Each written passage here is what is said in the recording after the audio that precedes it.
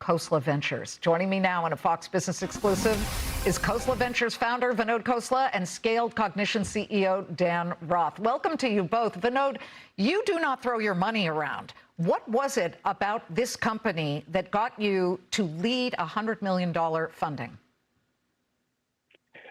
It was pretty simple. Reliability is as important as intelligence when it comes to AI systems. And Dan had, and the founders had, a real approach to it, starting from fundamentals, not as a layer on top of LLMs, to solve the reliability problem. When you're looking for your bank balance, you don't want a hallucinated number, or maybe you do. But that was the simple premise. We need reliability in many, many applications that are serious applications. So it was very important to do it right, and that's what the founding team was doing here. You know, I have to say, Dan, when I look at everything that comes out of ChatGPT or even Claude, I do not trust it. I double and triple check it. But Vinod just gave a funny joke about, you know, maybe it gets your bank balance wrong. You've seen some more serious issues that are maybe even life-threatening. Can you give us an example of where we've seen a totally unreliable issue come through on a chatbot? For sure. You know, if you think about healthcare as an example, if a patient calls an AI system and asks it for something as you would think is as simple as getting a prescription refilled, if the model hallucinates as much as a single digit or some aspect of that drug name, and that patient were to get the wrong drug provided and took it, there could be, of course, dire consequences. And these are the kinds of applications that we see in the hundreds of millions a day. So it's really a thing where it can be a little bit inconvenient if you're just trying to find out when, you know, Henry V was born. But if you're talking about your bank balance or your medication or healthcare, these can really have very significant consequences. Scaled Cognition does exactly what? I would imagine that the whole world is operating off of the entire internet that has been scraped through all of these chatbots and these platforms. So how do you ensure that the correct information gets through? How do you make it more reliable? Well, it wasn't easy. It's taken 3 years of research and development with an absolutely stellar team of PhD researchers, and we really focused on reliability as the primary mission from day one, and we had to build the technology in a new way. So while what we build are in fact LLMs, the internal architecture is totally different than what you would see in a general purpose LLM that has to be able to converse with you about everything from quantum physics to what's for dinner. So we had to change everything from how the models are trained, what the internal algorithms are optimizing for, and every single element of the control surface. So it's really a novel technology stack that hasn't existed before. Vinod, one of the things that we noted is that in publicly disclosed information, the only customer of Scaled Cognition is a company called Genesis. This is a software company that focuses on customer experience.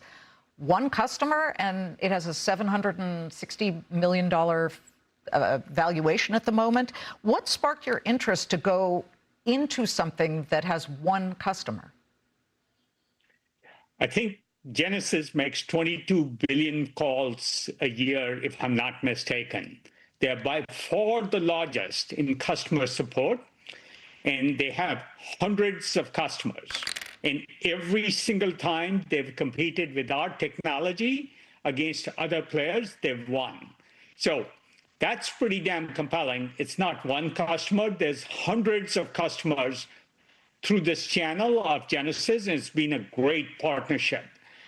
In fact, they did a very thorough evaluation of all the options out there, and they picked Scaled Cognition, which was real validation for me.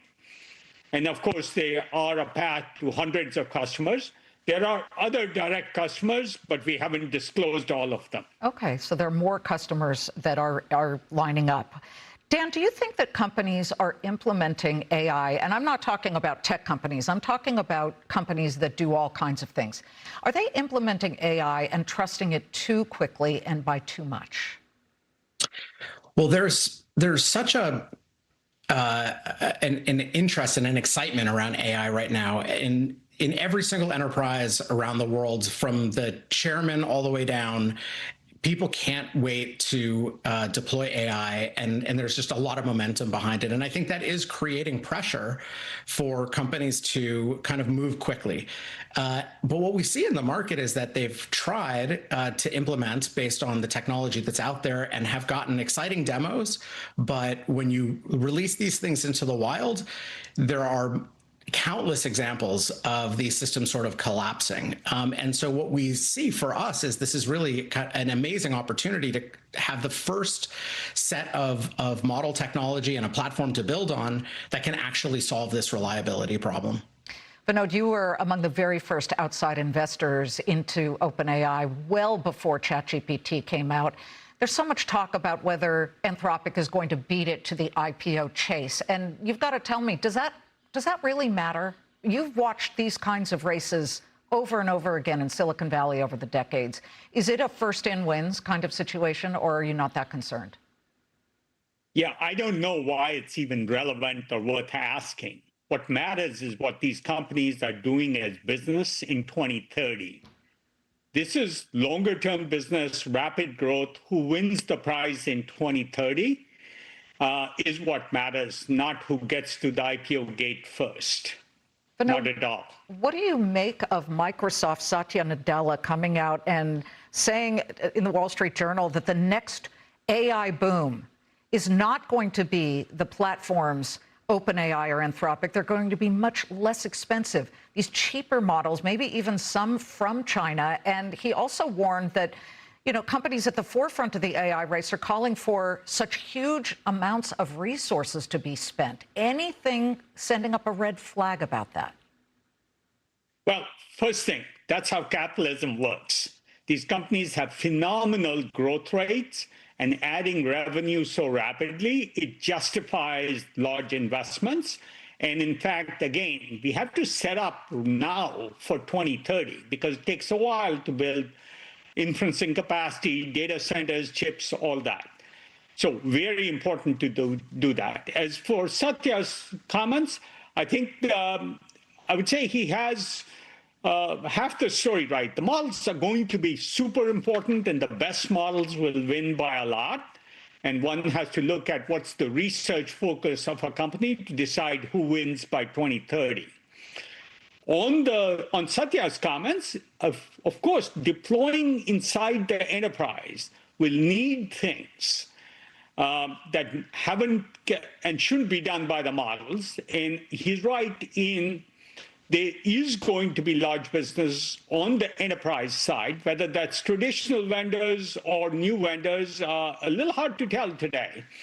And so I'd say if I'm 50-50 on the SaaS cliffs conversation. Right. I don't know the answer, and it's not really knowable. But the fact is, there will be additional large businesses to be built in the AI sphere, not just the models, but the models will continue to do extremely well. Vinod, it's great as always to have you. Dan, good luck with the company. And you've got a really important person backing you here. Couldn't think of a bigger thumbs up. So thank you both very much. Happy to be here.